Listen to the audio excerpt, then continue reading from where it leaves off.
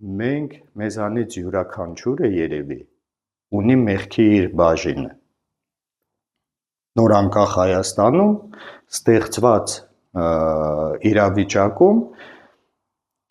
չգիտեմ կարելի է ասել օբյեկտիվ կամ ոչ այնքան օբյեկտիվ պատճառներով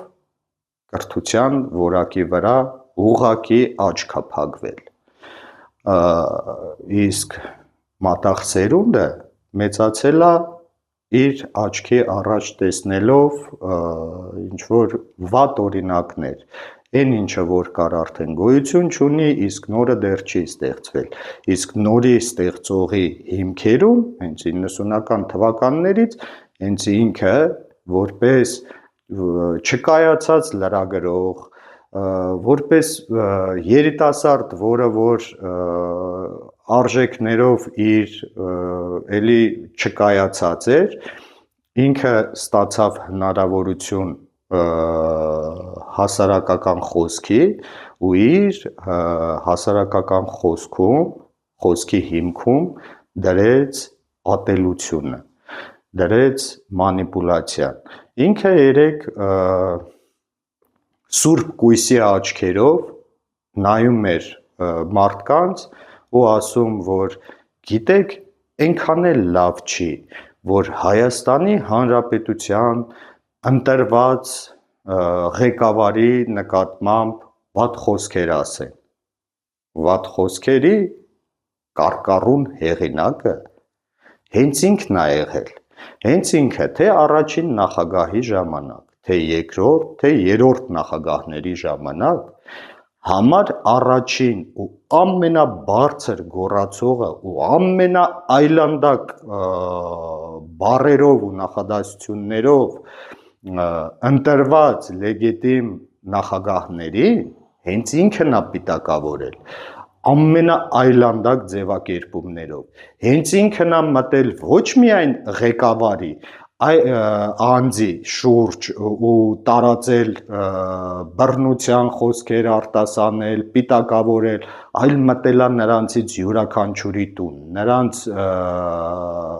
կանանց ու երեխեքի սկսել է պիտակավորել, հենց ինքն է դրա հեղինակը, իսկ այսօր ինքը սուրբ կույս է ձևանում ու ասում է եկեք Հայաստանի ընտրված ղեկավարին չպիտակավորենք, այսինքն իր պատկերացմամբ հետևյալն է, եթե կանգնում ես, ասում ես, որ այ տղա կամ այ վարչապետ, դու ուղղակի տապալել ես ամեն ինչ, դու ես չարության խոսք տարածողը,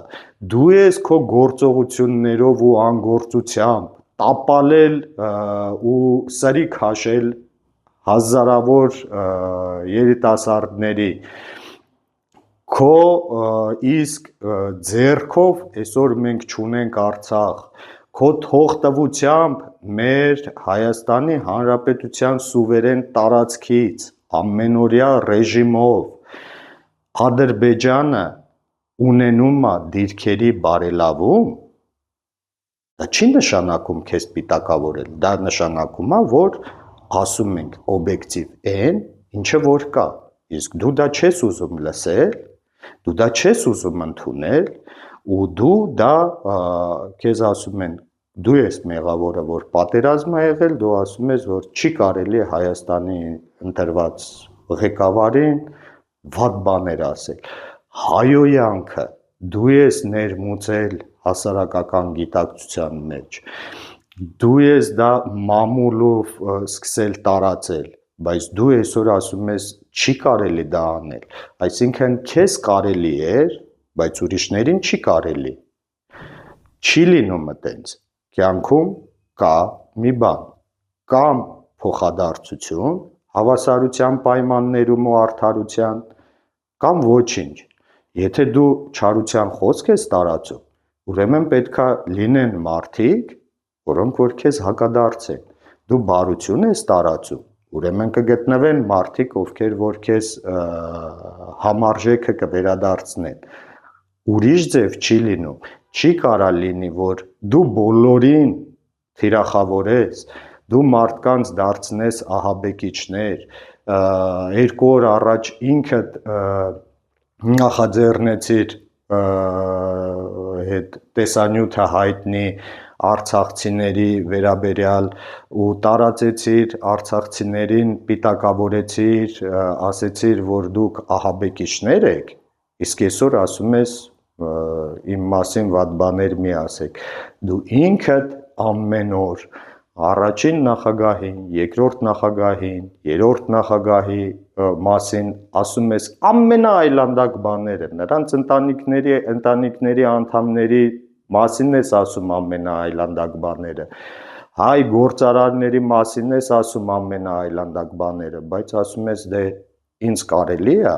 բայց դուք իրավունք չունեք ինձ վատ բան ասելու, քո մոտիվացիան մի բանը, դու ուզում ես պահել իշխանությունը ընդամենը մի բանի համար, բացելու Հայաստանի դռները կարմիր բանտիկով նվիրելու թշնամուն, մեր դարավոր թշնամուն, թուրքերին ու ադրբեջանցիներին, դու դա ես ուզում ու դու չունես այնքան քաջություն, որ կանգ առնես, ասես հերիքա, եկեք ես իմ տեղը զիջեմ, այն ինչ որ արել եմ կներեք, եկեք դուք փորձեք այս հարցը լուծել, իմ եփած բորշը փորձեք, չգիտեմ, մի բան արեք, ես նորից ասում եմ, ասել եմ ու կրկնում եմ, որ ես վստահ եմ, որ Հայաստանում առայժմ կան ապրող կիրթ, խելացի, բանիմաց, պրոֆեսիոնալ մարդիկ, որոնք որ ի վիճակի են պաշտպանելու մեր հայրենիքը, որոնք որ ի վիճակի են Հայաստանը նորից դարձնելու արտաքին հարաբերություններում աշխարհաքաղաքական իր դիրքը բարելավելու այլ պետությունների հետ հարաբերություններում հավասարը հավասարին արժանապատիվ ու արժանավայել երկիր, այդ թվում նաև քո կոնկրետ անվտանգությունն էլ կապահովեն, նրանք ընդունակ են դա անելու, կանգնի ու մարդավարի ասա, ինչքան թե սխալ եմ եղել կամ չգիտեմ, իմ գիտելիքներն այդքան է եղել, բայց դու դա չես անում, իսկ դրա քո մոտիվացիան հետևյալն է, նորից կրկնում եմ, դու ատում ես հային, դու ատում ես Հայաստանը ու ամեն գնով ու ոչինչի առաջ չես կանգնի, մինչև վերջնականապես տապալես, թե Հայաստանը, թե հայ ժողովրդին, իսկ տակը ինչ կմնա, արդեն այն մնացած զանգվածը կհամակերպվի հետիրականության հետ ու կշարունակի տենց ապրել, մի մոտավորապես 10 տարի առաջ, շատ առաջ չգնանք, եթե թե Հայաստանում, թե Արցախում, թե աշխարհի որևէ երկրում ինչ-որ մի հատ հայի ասեիր, որ մենք պատերազմ ենք կրվելու ու կորցնելու ենք Արցախը, քարը կվերցներ կտար գլխիդ, ասում էին ոնց նման բան կարա տեղի ունենա, ինչ ապուշ բաներ ես խոսում, բայց ինչ-որ հրաշքով դա մարսվեց ու մարսվելու է նաև Հայաստանի վերջնական կապիտուլացիան քո վերարտադրվելու պարագայում, ես կասկած անգամ չունեմ, հիմա մեր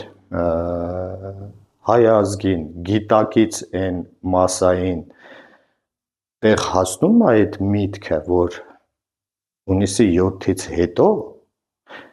հեն մարդիկ ովքեր, որ հունիսի 7-ին չեն գնա ընտրության, բայց կմնան տանը, իրանց տուն, անպայման կգա ադրբեջանցին ու տնից կհանի,